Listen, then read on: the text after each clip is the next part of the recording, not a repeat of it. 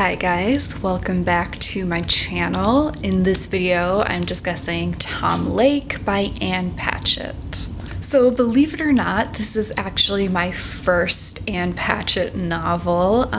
Obviously, this is a very popular book. I've seen a lot of people talk about it online, including a lot of the writers that I generally trust for book recommendations. Actually, Brandon Taylor has probably talked more about another novel by her, Commonwealth, which I also have on my shelf and will probably read next from her. But I went ahead and wanted to read Tom Lake and move it up the list because a lot of people in my normal non-writer circle life have actually read this book. It's kind of fun to have friends and family I can talk about a book with. It's sort of a rarity for my reading habits. So Tom Lake is about a woman named Laura looking back on an exciting and hopeful period of her youth where she had a sort of summer romance with Peter Duke, a man who goes on to become a mega famous actor.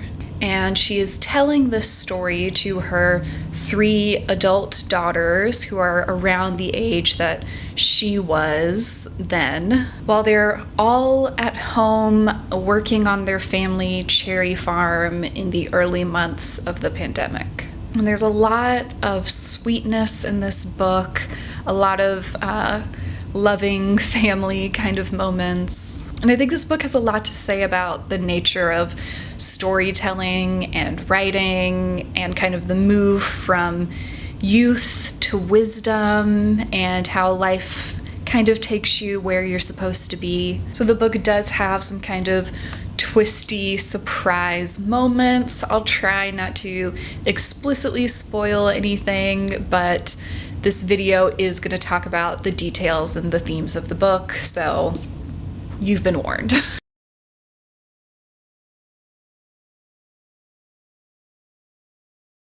So I wanted to note just right out of the gate with this video, this is the first book I've read that addresses the COVID pandemic at all. It's kind of interesting. I don't think I've read anything that explicitly has that context in it. And I don't think, anyone who's kind of a literary person has any expectations that there's going to be a lot of great art about the pandemic explicitly. We don't exactly have the great American novel addressing the Spanish flu. That didn't really happen. You can understand why writers would kind of just avoid it. I think we're seeing the same thing in movies and other media. People are just kind of skipping over it. And this book is not necessarily about the pandemic, which I think is an ultimate good, but it's certainly part of the world that these characters are existing in, and I think it's handled pretty well. I think that's a difficult thing to include in a novel, and I was impressed by the way it's managed in here. Really, it functions as an inciting incident that brings all of these adult daughters home to have the time to hear this story and to get to know their mother's history more intimately. And when it comes up, it's not in the particulars or the day-to-day of it. It comes up in kind of their emotional reaction to this chapter of their lives. What does it mean emotionally for each of these 3 young women with different goals and different ideas of what their lives should be, for those lives to be kind of put on pause? And how do those emotions affect their reaction to their mother's story that's kind of about fleeting youth when they feel like they're spending their youth in this kind of unproductive way? So the focus is very much that kind of emotional reality of it and how it's coloring their view of things, and I found that very effective.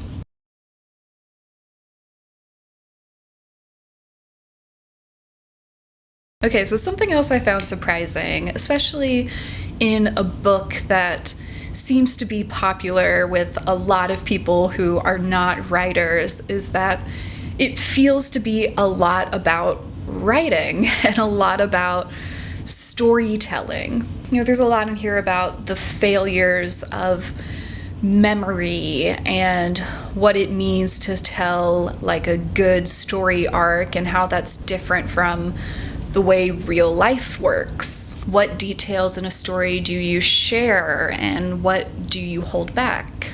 I think Patchett is having a lot of really interesting meta conversations as she is making story decisions as a novelist at the same time that her main character, Lara, is making story decisions in how she tells this to her daughters, what reveals she saves, what moments are significant enough to warrant a scene, what things does she not want them to know. And we also see something interesting happening with the daughters as an audience to this story.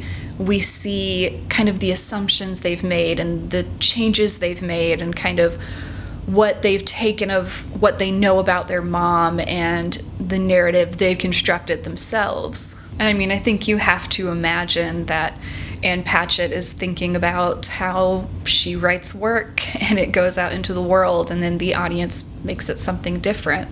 The daughters know the broad strokes of their mother's life and what happened before they came along, but a lot of this book is clarifying and complicating information to the image they had constructed in their heads. They've really filled in a lot of blanks and they've made some assumptions and they've kind of turned the whole thing into a fairy tale, and Lara is giving them in place of that reality. The summer in question, where she dates Duke, as she calls him throughout a lot of the book, they are in a production of Our Town together, acting. And the play is featured heavily in the book in Lara's deep connection to the character of Emily and in how her daughters understand the story.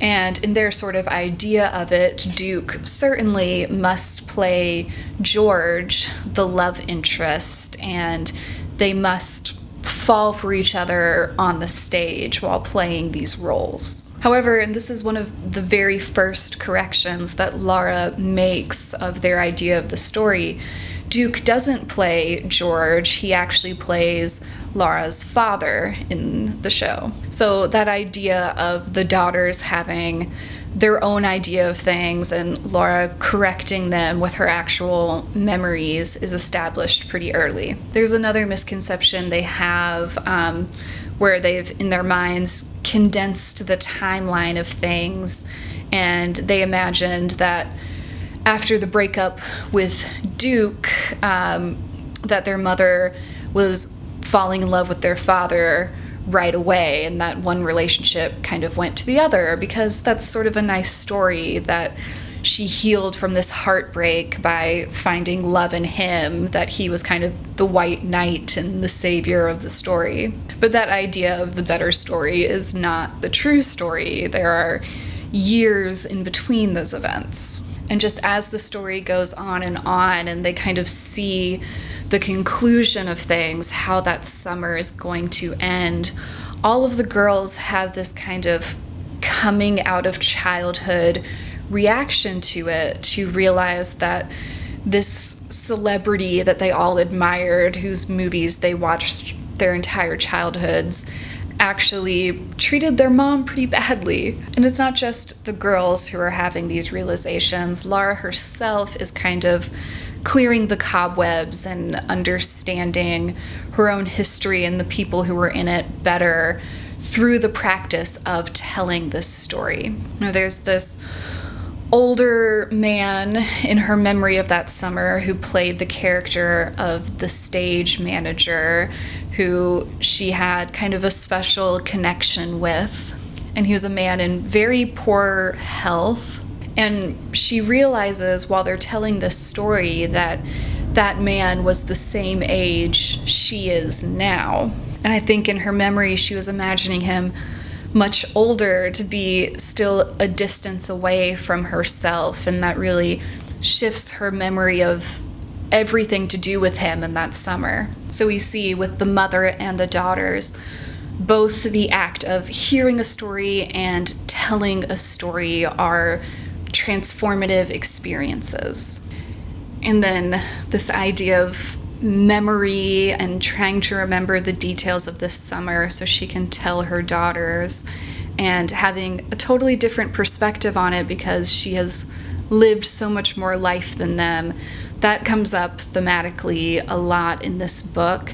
There's this one part where she's trying to explain that she doesn't remember the person who played George in the play at all, that he didn't really become an important character in the story of that summer for her.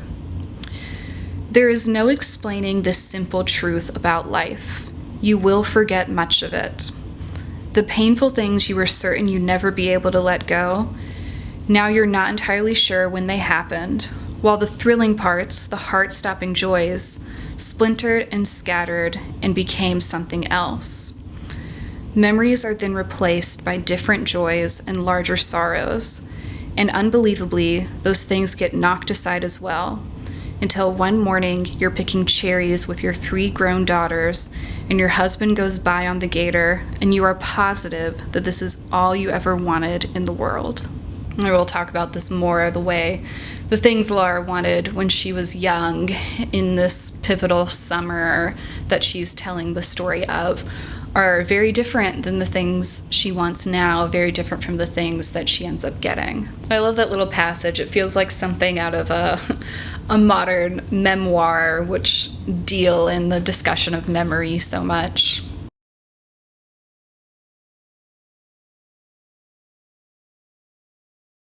So some connection to that last little passage I read. This book talks a lot about youth and the way the world looks before you've experienced those major disappointments and heartbreaks and the big shifting changes that lead you out of that phase of life. And for Laura as an actress, what does it mean to be this bright, young, new thing who's on your way up to be the ingenue? To have all of those sort of sparkling possibilities before you. But our narrator is not that young woman, that girl. She is older and wiser and reflecting on that person she was in her past and presenting that person to her daughters who are living that phase of life right now, and who, no matter how many stories she tells or what she says, can't really understand how fleeting this moment in their lives is.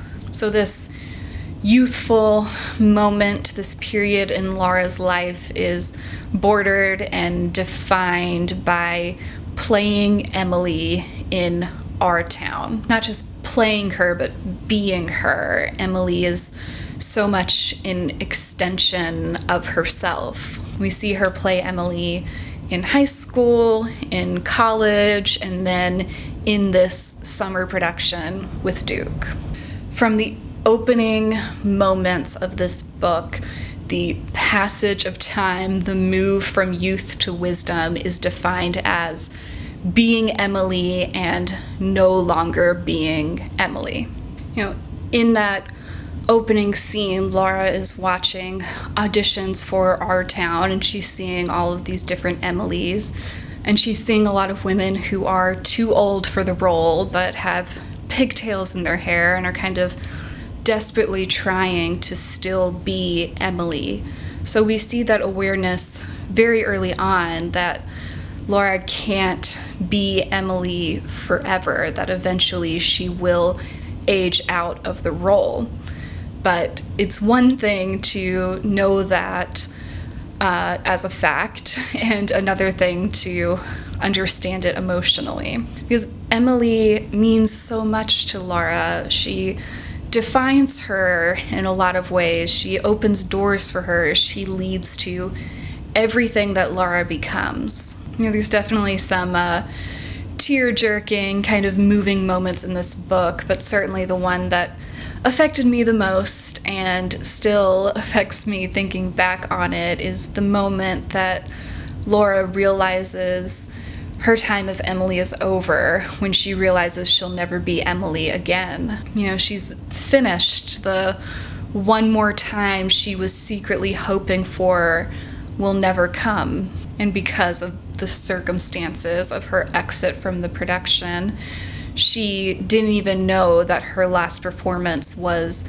the last performance. You know, she has these moments in the story of connection and understanding with her different daughters. Her youngest daughter, Nell, wants to be an actress. That's her dream. And she sees where the story is going kind of before they get there. She sees the end of Emily coming before her sisters, and she has this really emotional response to it. She's so sad for her mom. And when we see Laura in that moment, she has a similar emotional reaction and a grief in it. That Emily is finished, acting is finished, and this kind of period of youth is finished too. You know, for Nell, who wants to be an actress and is stuck on her family farm because of the pandemic and feels kind of her years of opportunity dwindling away, this is particularly heartbreaking for her, understanding like the role that youth plays in this industry. And there's something kind of universally tragic that youth is a chapter that you don't see coming to a close until the door is shut, which leads us to what's next for Laura. What is life after Emily?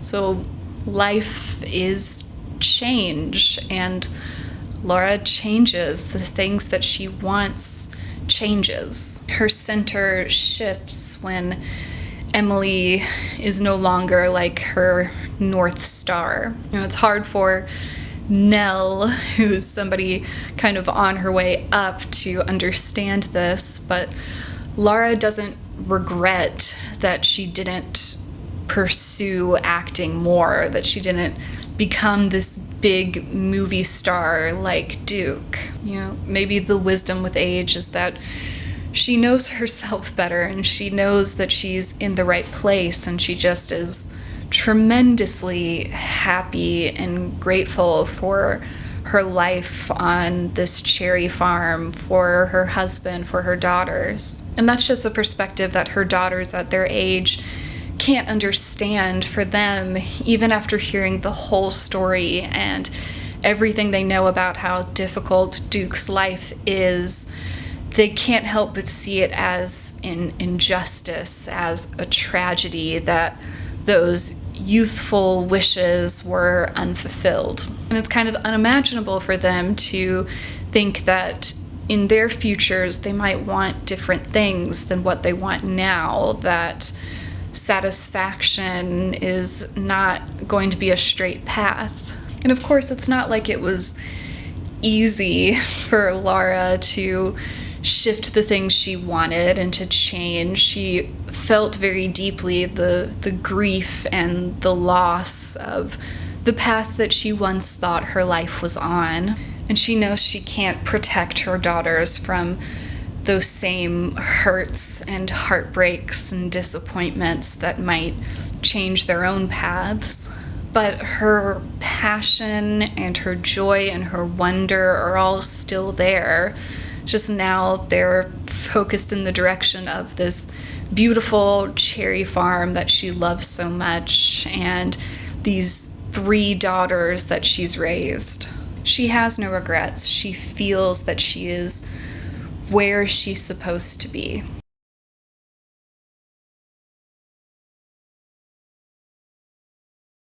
And that feeling of rightness is an emotional consistency in present day Laura. She is happy with how her life turned out, think especially in comparison to Duke, with all of his fame and money and professional success, she's also seen him struggle with substance abuse and mental health problems that were part of his life when she knew him, but have been sort of amplified by fame. She really can't in any way envy the path that his life took. Really, her only regret about anything to do with that time in her life is that she didn't, or she couldn't, kind of save Duke from himself when she saw those problems were already happening even then. You know, that still breaks her heart. And even as she tells this story about Duke not treating her well and kind of using her and abandoning her and just not being a good boyfriend, which certainly brings up some anger in her daughters, I don't think Laura feels any anger towards him. She pities him. She wishes the best for him. She still sees in Duke the part of him that she loved. We see in that summer there was a day where her and Duke actually visited this very cherry farm that later becomes her home. She had no idea at the time, of course, but it's just like this absolutely perfect day in this perfect place. And for both Laura and Duke, it's this place that they never want to leave, that they just feel so at peace and at one with. And Duke, even as he moves on and he even forgets Laura, he never forgets this day at this farm. He loves it kind of in his own way as deeply as Laura and her husband do, and he carries the memory of that day with him throughout his entire life. You know, her daughters were born there and raised there, so it's hard for them to see this, but for Laura, it is absolutely the most right, perfect place for her, and it's the place that she loves, the place that she chose. And despite everything, ultimately, Duke feels the same way and kind of makes the same choice. And it's that core Duke that Laura loved, that spirit that she saw in him that summer, that loves the cherry farm. And at the end of the book, he finds his own kind of rightness and peace with the world. If you've read the book, you know how that plays out, but I will leave it at that. And the wisdom and the joy of Laura's life is that she knows she wouldn't change her decisions, that she couldn't change her decisions, that she is in exactly the place that she wants to be, that she chose this life and it was the right choice. You know, her ending up where she did, it's not an accident. This is the life she sought out, and she's incredibly happy with it. Okay, so there is a lot more Ann Patchett out there for me to read. I will probably do Commonwealth next, since I've already got it on my shelf, but happy to hear some of your favorites in the comments. I'm sure there's many more thoughts people have about Tom Lake, much more than I could address in this video. So if you want to share your thoughts, please do. Okay, that's all for this video. Thanks for watching. Bye.